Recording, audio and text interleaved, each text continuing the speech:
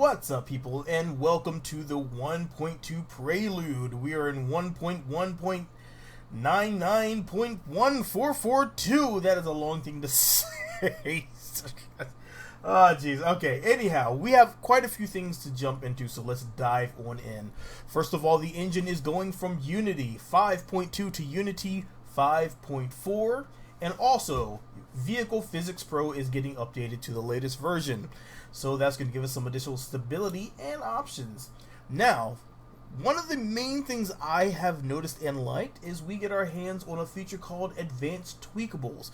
If you go to Settings, and under Settings, you will see that you have Advanced Tweakables here. Make sure you have it lit green, because this is going to give you a few additional options, like the name says, for some advanced tweakables. When you right click on a part, you're going to now see an option for auto strutting, which gives you a reinforcement for that part. You won't actually see the strut, at least I haven't seen any struts for it. Maybe some in the future, but yeah, not seeing it. But anyhow, it also gives you an option for parachutes. Parachutes can have the automatic holding of deployment until it is safe for them to deploy, which is fantastic for those of us that blow up parachutes. I know I haven't used parachutes in a while, so I've been gliding in for everything. Yeah, it's a interesting thing. And you will also see the actuation toggles. Actuation toggles now affect symmetry counterparts in the editor. Some other RCS gimbal bits do too. It's also hidden if you don't have advanced tweakables selected. And also you will get to see your fuel feed. So that is, to me, is the most important thing, is that fuel feed, because I like to see where my fuel is going. Speaking of that, let's go ahead and hit accept here, and let's jump back and show you what that fuel feed will look like. Alright, so mind you, we currently have advanced tweakables on, so we're going to select our Mark II cockpit, and then, well, let's go ahead and show you some of these advanced options. Now here you can see, let's go ahead and pull this up here and pin it so you can actually see it. You'll see we have auto strut. Currently it's disabled. We're going to turn it to enabled and show you some of the different options we have. We have disabled, we have heaviest part, root part, or disabled. So let's go ahead and turn it to heaviest part. And you'll see down here we have our fuel, our flow priority.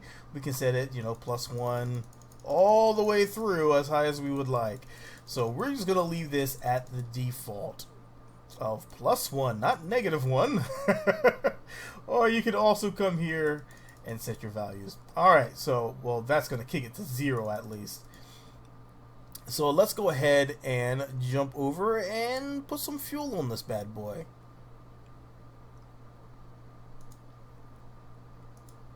Now here, we can also do the same thing, auto strut enabled, and let's take a look at the fuel delivery overlay. And you'll see right here, we have our fuel being stored right there in the middle, and we're going to watch that expand out as we add different parts on. So let's go ahead and drop on our engine pre-coolers. And you see it kicks out to there, additional fuel available. And now we're going to go ahead and cap this off with, you know what, let's go ahead and, we're going to cap it off with a shock cone. So now you'll see the fuel is now stopped. It does not need to go to there, so it's not going to. So we're going to add some wings on, and we're going to watch the fuel flow kick out to the wings as well. You see right now it's stopping right there. Let's go ahead and add on, well, not that. we need to add on some engines. I'm actually going to come here and use the structural fuselage. That way you can see that I'm not storing any fuel there. And we're going to now drop on some engines, some Panthers. And now you see the fuel comes all the way through and goes to the Panther engines and then stops, which is exactly what we'd like it to do. You can see that airflow, everything coming, looking nice and beautiful. Let's go ahead and drop some tail fins on here.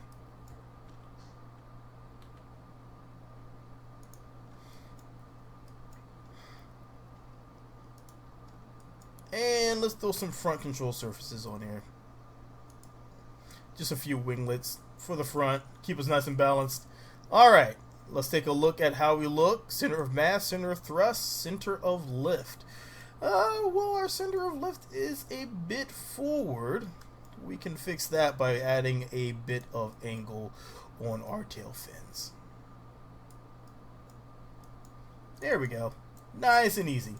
Now, they have also updated these wheels. These wheels have a lot less play in them than they had before. There's a lot less swinging around in every which direction. And you will see they are quite a bit more stable this time around, which is absolutely fantastic, because I was really frustrated with the wheels in the previous in 1.1. I was not a happy camper with the wheels. Let's be honest. I was not. I know I was not. I was fussing a lot. Alright, so we have everything we need. Let's go ahead and take this bird out for a flight. Now, I do want to point out, if you are going to set your auto struts, like I mentioned before, you have to do it on a by part basis right now. So if you are going to use this instead of Kerbal joint reinforcement, do prepare to have to go in here and set this per part, unless you make a copy of that part. Even if you mirror it, you have to do it by part. So just keep that in mind. And I mean, you can always go here, and if I disable this one, let's go ahead and disable that one. Set this one to disabled. And let's go in and take this one, because you see this one is enabled to heaviest part. This one is currently set to disabled. Now if I take this off, put it back on, now if I go and check it, this is why copying these parts and keeping them similar is going to be more useful than anything else. It is now matched up. So keep that in mind if you are going to set your auto struts in that fashion. Alright, so let's get a crew in here. I don't want to use you. I don't want to use you. We're going to use Jotwa Kerman, and we're going to throw myself in with Valentina. Now, you're probably wondering how the hell I got into the game, because this is currently stock. Well, I can show you. First of all, let's hit our brakes. Let's bring up our console. This is our new debug window. The new debug window is a bit more sleek than the previous ones. This looks really nice and professional now. I love the way it looks. And you'll see that there are quite a few options here. We can go to debugging, show all errors, input locks. Very useful if you are like me and you play in windowed mode and you happen to click off the screen and everything seems to get stuck in with one camera angle and you can't really do anything. Well, clear your input lock, and that will get you back in the game. Performance. We can take a look at our performance, and you can see right now it's all over the place. Okay, moving on. Not much has changed here. You see your assemblies, parts, props. All these things are probably more useful to a lot of the modders rather than the normal everyday gamer. Now, if you go over to cheats, you'll see something that we probably have been using HyperEdit a lot for. You have your set orbit. We can actually set our orbit. So if you want, you can always do that. You can also set yourself for a rendezvous, which is, this is actually really nice, because sometimes when I'm building an experimental craft, I really don't want to take that time to go and build an entire lifter, take it all the way out there. It's really just an additional hassle. So if I'm doing an experimental lander, I want to test it out on Lathe or Eve, it's a lot easier just to HyperEdit myself over to there, test it out, see what happens. Alright, let's take a look at difficulty. You have here your allow stock vessels in career mode, which I usually have unchecked. I usually remove all stock vessels anyway. Lost crews respawn, which I usually keep because I kill Jebediah a lot. Allow revert to launch. All these settings that you probably are already familiar with. A very sad days because we have this renamed from Whack-A-Kerbal to Object Thrower. I'm not very thrilled, but whatever. It's okay. I like Whack-A-Kerbal. I liked it. Physics. Let's take a look at physics. See, there's not much changing here.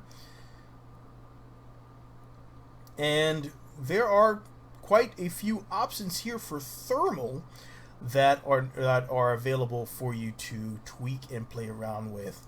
And let's take a look at contracts. Contracts, you'll see that I'm currently in sandbox, so no contracts. I would like to see that change though. I'd like to have contracts in my sandbox game. And let's take a look at Kerbals. You can now create your Kerbal. So I actually went here and created my own Kerbal. So if, for instance, we can create a new Kerbal at any given time. So let's say, Gasper, you're never leaving us. Oh, alright, so let's put him up here. Boom! Courage! You left off! No. He's cool. He's a veteran. Alright, so now you can create him. Boom! Kerbal created. Now he's over there in our, over there awaiting for his own flight. I told you, he's never going to leave us. Alright. So, let's actually launch this aircraft here. Because our wheels should now not spin us around. That is really close. Now you see, right off the back, no slipping, no sliding, just a whole lot of awesome right there.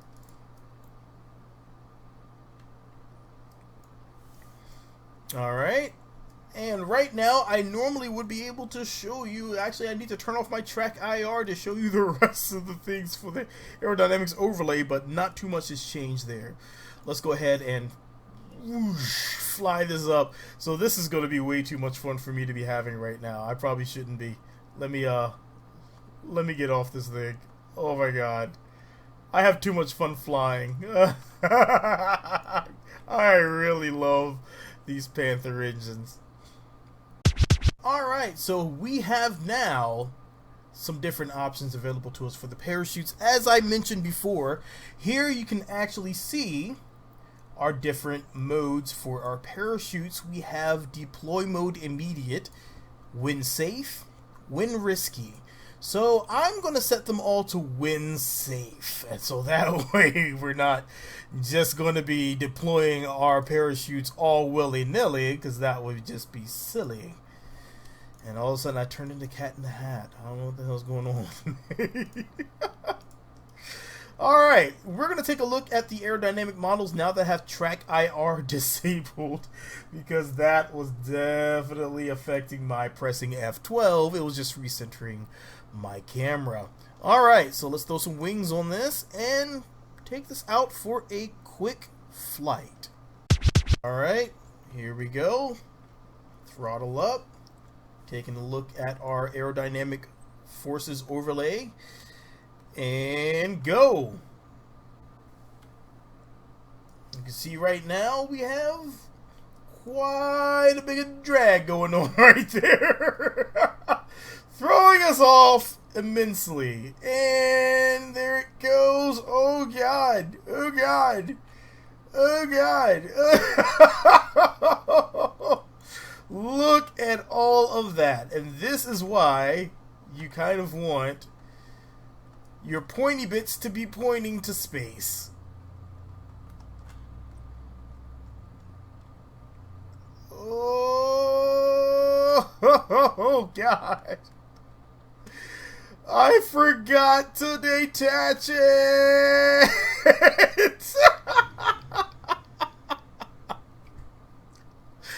Well that is why you never want to forget your decouplers. Let's check out KerbNet real quick.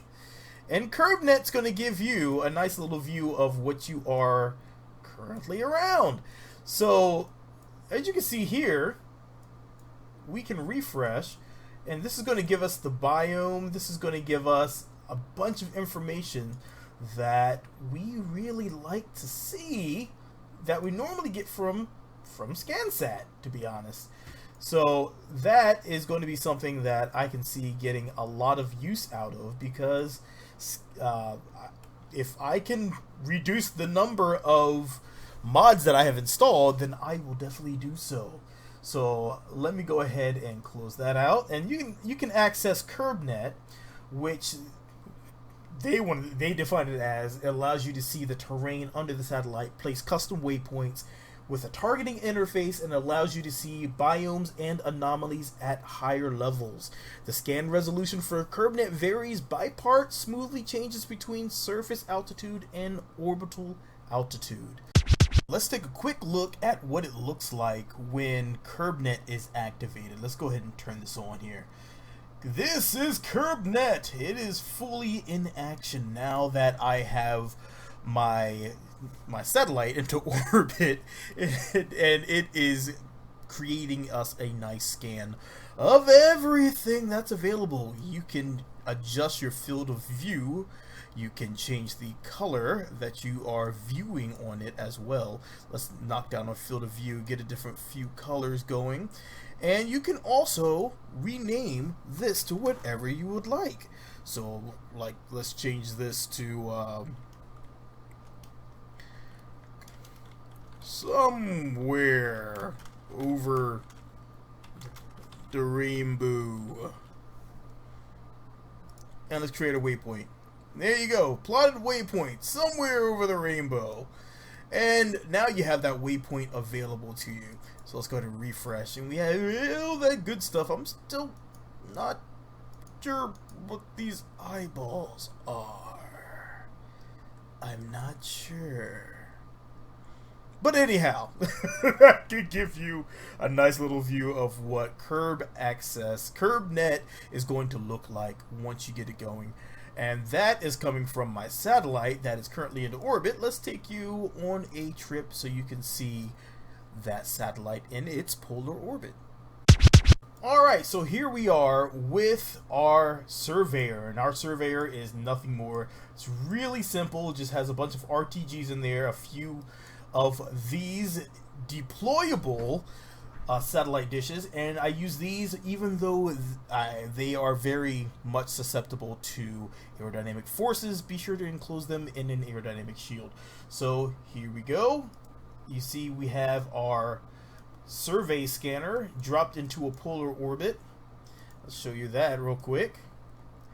And we are pretty well off communication wise. I need to put one going up in a polar orbit around, not quite intersecting A1, but B1 is going to go kind of in a polar orbit around the both of these, giving me a nice communication anywhere I would like, except for on the dark side of Minmus. That would be the one problem. But, you know, all things eventually. I have no clue what I'm doing with remote remote tech type stuff or communication networks. It is brand new to me, but this is how it looks visualized, and mine, it works. It looks terrible, but it works. Alright, so we are back, and we're going to take a look at the wheels. The wheels have been drastically improved, as you can see here. They are more stable. I can actually turn, and I'm not flailing around like I'm on ice. This is fantastic. This is marvelous, because the wheels were my main gripe point of version 1.1. So with that being corrected, I can actually shut my big trap and not have to worry too much about the wheels anymore. I actually like these wheels again, and we'll probably get back to some nice fancy rover designs. So what we're going to take a look at here in a second is the biggest change for wheels, which may take away some hilarity, but also is absolutely fantastic. Let's go ahead and take Jatois Kerbin on EVA. That's right. That's right. I added myself in, and that's awesome. And we're going to go ahead and touch these wheels. You can see. That's right. You now go through the wheels. So, if you position it just right, he's got a marvelous hairdo. I can't get it just right, though. So, no more flying through the wheels at any given time. You're going to bounce off anything like a strut or an I-beam, but you now will go straight through the wheels, which is pretty cool, and it's going to save us a lot of trouble when entering and exiting really small aircraft, and also scaring the hell out of other Kerbals.